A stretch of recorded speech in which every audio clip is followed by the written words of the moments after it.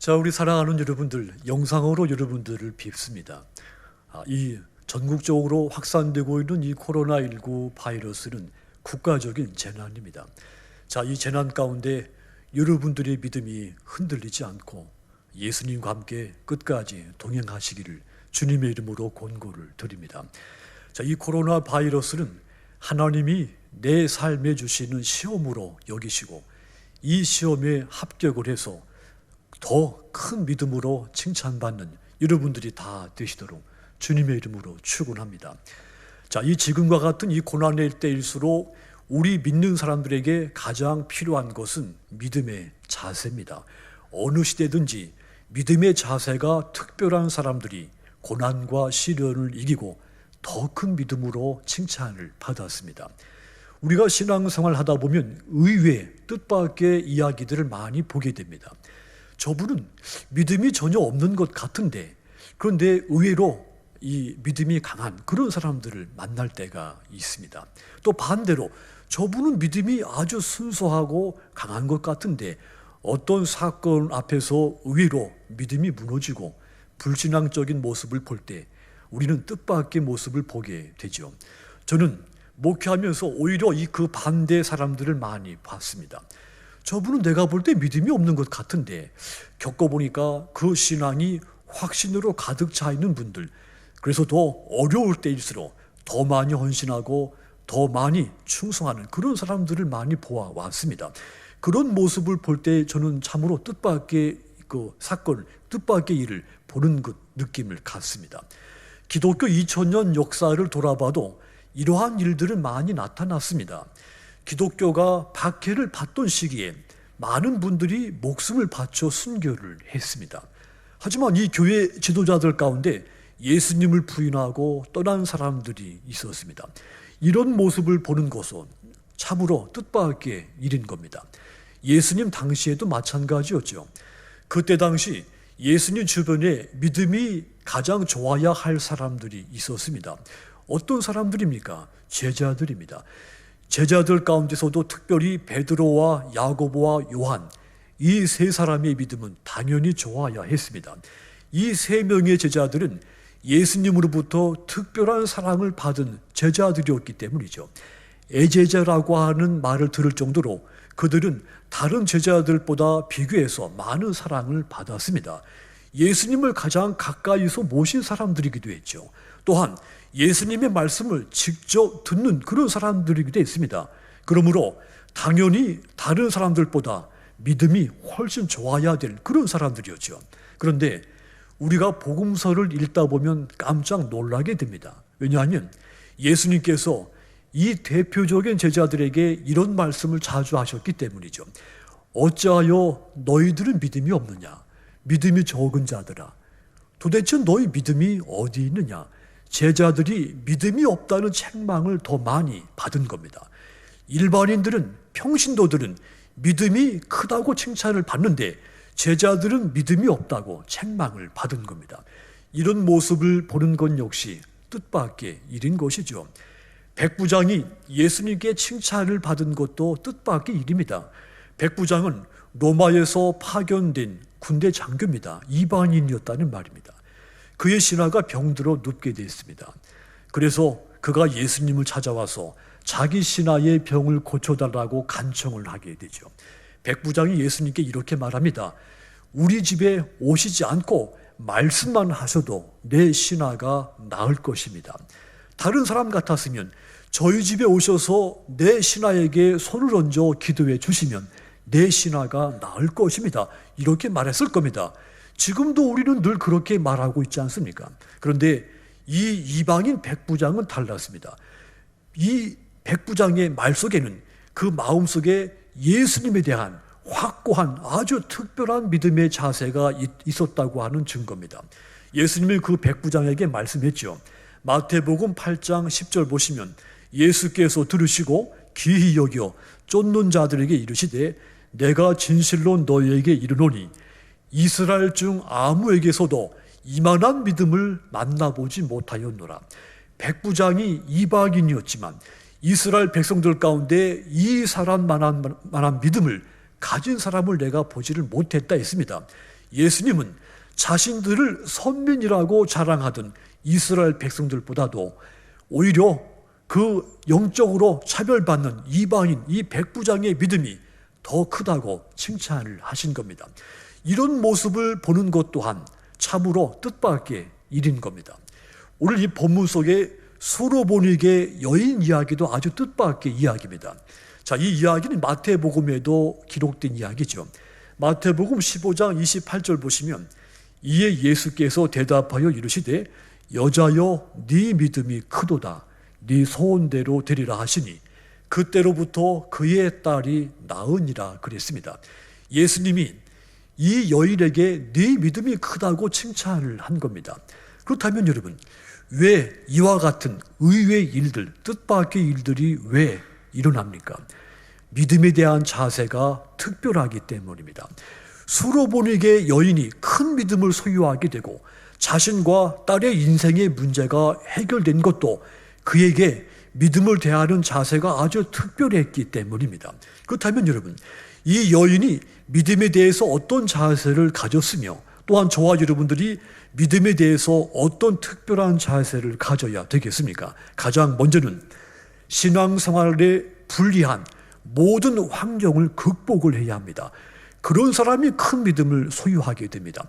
이 여인에게는 예수님을 믿을 만한 좋은 환경이 없었습니다. 그녀에게는 신앙생활을 제대로 할 수 있는 좋은 조건이 하나도 존재하지를 않았습니다. 그런데도 이 여인이 예수님을 잘 믿었습니다. 불신앙의 모든 환경을 초월한 겁니다. 우린 그 과정을 잘 알 필요가 있습니다. 26절 보시면 그 여자는 헬라인이요 수로보니게의 족속이라 자기 딸에게서 귀신 쫓아내 주시기를 간구하거늘 그랬죠. 자, 이 여인이 본래 헬라 사람입니다. 이 헬라인이나 그리스인, 히라빈 다 같은 말입니다. 한마디로 이방인이란 뜻이죠. 이 말은 전혀 신앙적인 배경이 없는 사람이었다는 뜻입니다. 첫째로 이 여인에게는 예수님을 잘 믿을 수 있는 그런 환경에 있지를 못했습니다. 24절 보시면 예수께서 일어나서 거기를 떠나 두로 지방으로 가서 한 집에 들어가 아무도 모르게 하시려고 하나 숨길 수 없더라. 이 말을 주목하십시오. 예수님께서 이 여인을 만나기 전에 두로 지방의 한 집에 들어가셨다는 뜻입니다. 두로는 이스라엘의 경계 바깥에 있는 작은 도시입니다. 두로는 이 지금의 레바논에 속한 도시죠. 자, 그러니까 두로는 이스라엘 그 바깥에 있는 작은 도시로서 이스라엘과는 아주 가깝게 있는 도시였다는 이야기죠. 그럼에도 불구하고 이스라엘과는 이 두로 사이에는 아주 사이가 관계가 좋지를 않았습니다. 두로 사람들은 이스라엘 사람들에 대해서 매우 강한 적개심을 품고 있었습니다. 똑같이 유대인들도 마찬가지로 이 두로 사람들에 대해서 가깝게는 살고 있었지만 그들을 박대하고 늘 차별을 했죠. 두로 지방을 이방인의 땅, 어두움의 땅, 부정한 불결한 땅, 불신앙의 땅으로 부르면서 적대시를 한 겁니다. 그뿐만이 아닙니다. 이 유대인들은 이 두로 사람들에 대해서 부정적인 편향된 편견을 가지고 있었습니다. 그래서 그들에게 최대의 모욕적인 표현, 개라고 하는 표현을 사용하기까지 했죠. 예수님의 말씀에서도 이 표현이 사용이 됩니다. 그만큼 수로보니게 여인이 살고 있는 이 두로 지방은 차별과 불신앙과 편견으로 가득 찬 그런 지방이었다는 뜻입니다. 영적인 황무지와도 같은 땅입니다. 신앙생활 할 수 없는 그런 땅이었다는 말입니다.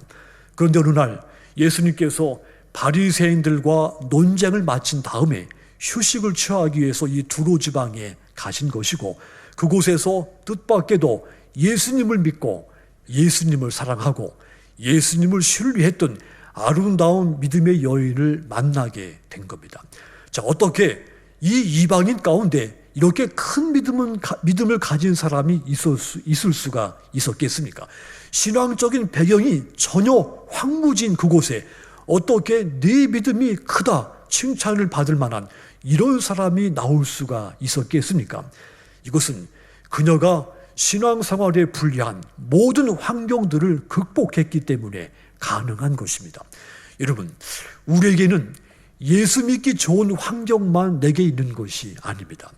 지금 이 코로나19 바이러스가 전국적으로 확산되고 있는 이 상황도, 이 환경도 마찬가지죠.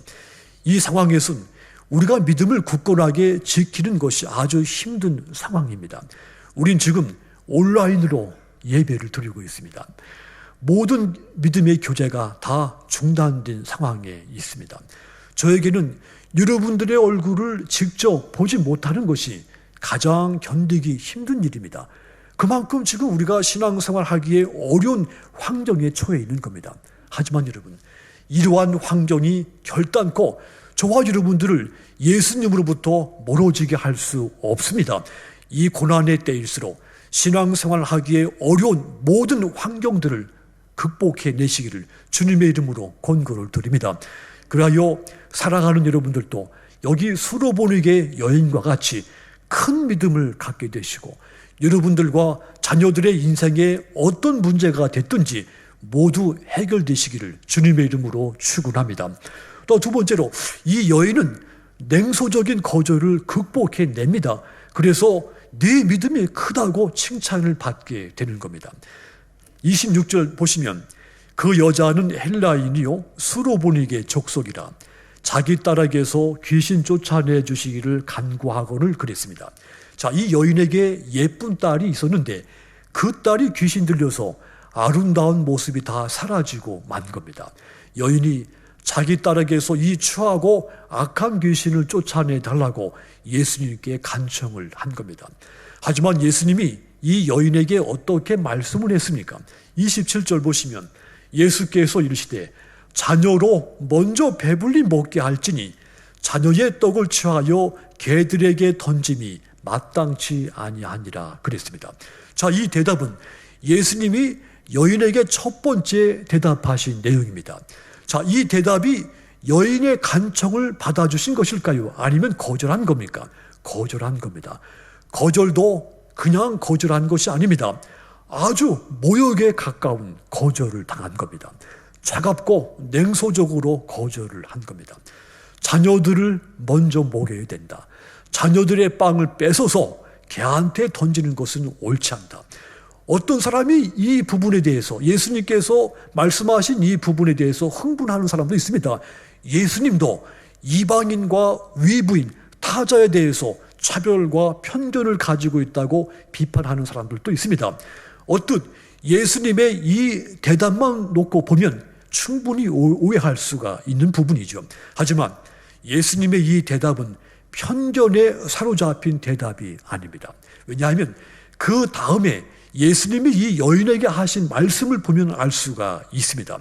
원래 이 편견은 오래갑니다. 이 편견은 쉽게 수정되지 않습니다. 편견은 쉽게 깨지지도 않습니다. 그래서 만약 예수님이 편견에 사로잡혀서 여인에게 이렇게 말씀했다면 아마 조금 후에 그 대화에서 예수님이 이 여인에게 네 믿음이 크다 이렇게 말을 하지 않았을 겁니다. 자, 그러니까 이 말은 예수님께서 이 여인에게 하신 말씀은 차별과 편견의 말이 아니라 이 여인을 시험하는 말인 겁니다. 예수님은 지금 이 여인을 시험하고 계신 겁니다. 냉소적으로 거절당한 상황에서 어떻게 반응을 하는가?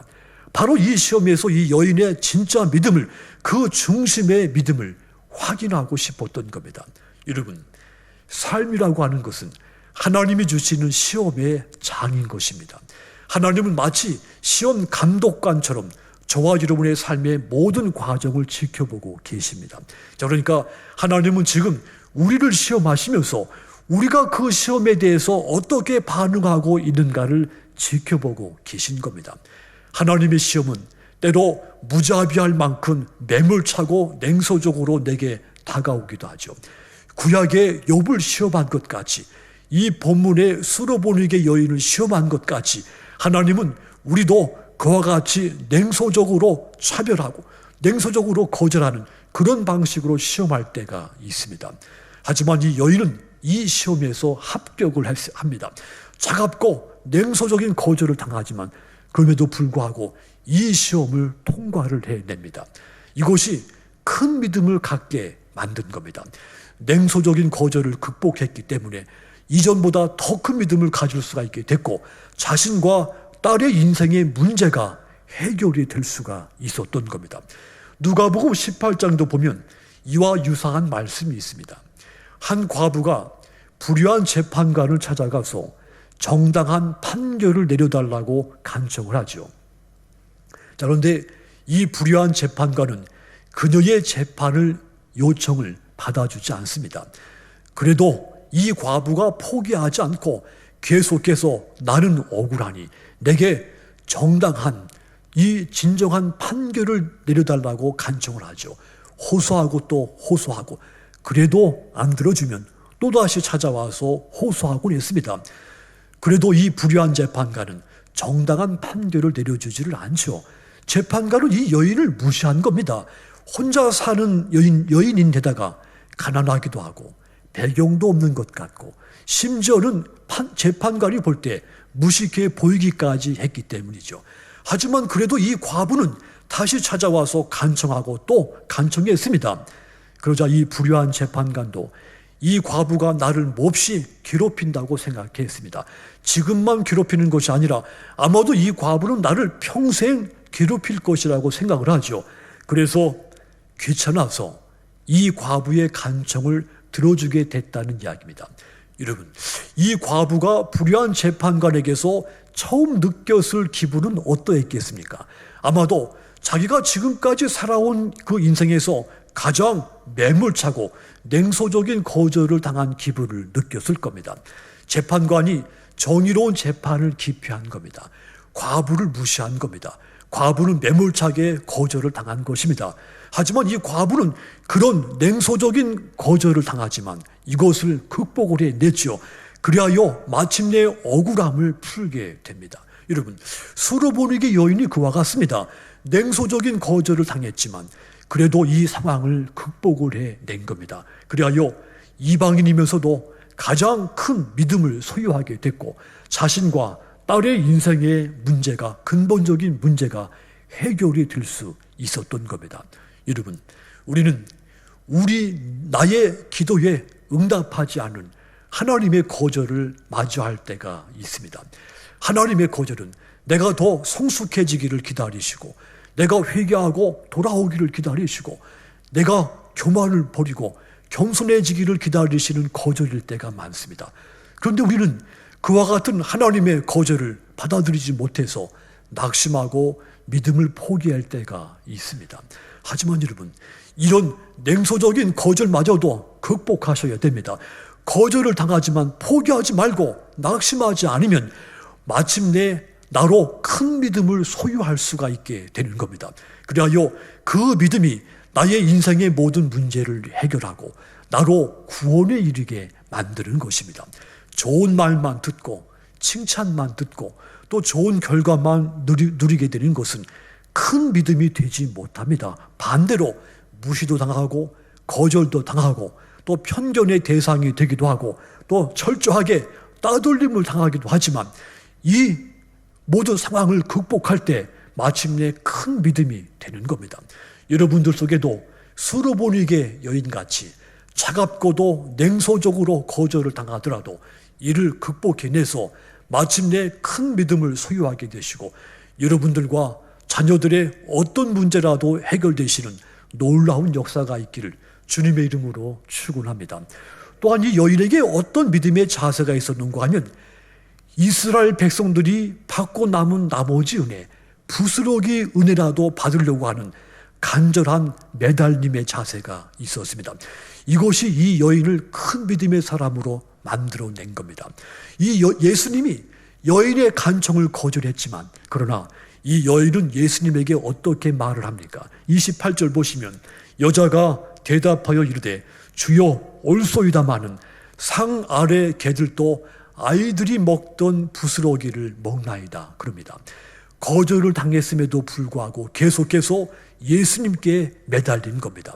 여인이 주여 이렇게 말했습니다. 여인이 이 주여라고 말하는 것은 아주 중요한 이 뜻이 담겨져 있는 겁니다.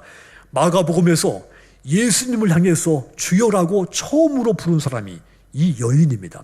자, 그러니까 이 여인이 예수님 앞에 나오기 전에 예수님에 대한 확실한 신앙이 있었다는 것을 알 수가 있는 겁니다. 예수님은 나의 메시아이며 내 삶의 주인이시고 내 인생을 구원하시고 내 인생을 새롭게, 내 인생을 하나님의 기대와 같이 찬란하고 빛나게 하실 나의 능력자라고 하는 믿음이 이 여인에게 있었던 겁니다. 마태복음 9장 27절도 보시면 주 다윗의 자손이요 나를 불쌍히 여기소서, 이 말이 있는데 여기서도 다윗의 자손이요 이 말도 주님은 나의 메시아이시며 나의 능력자라고 하는 것이 담겨져 있는 고백입니다. 왜냐하면 메시아는 다윗의 자손으로 오시도록 약속돼 있었기 때문이죠. 자, 그러니까 이 수로보니게 여인이 이미 예수님이 메시아라고 하는 믿음을 가지고 있었다는 뜻입니다. 그리고 자, 이 여인은 성경에 대해서 상당한 지식을 갖고 있었던 것으로 판단이 됩니다. 왜냐하면 그는 구약 성경의 내용을 상당히 알고 있었기 때문이죠. 이 구약 성경의 메시아의 그 약속을 보면 구원이 이스라엘 백성들뿐만 아니라 이방인들도 포함되어 있었습니다.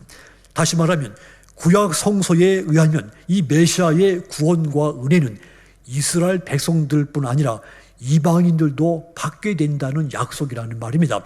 이 사실을 이 여인이 잘 알고 있었다는 말입니다. 자, 그러니까 수로보니게 여인은 구약 성경의 말씀을 잘 알고 있었고, 그리고 그 약속의 말씀을 끈질기게 붙들고 있었던 겁니다.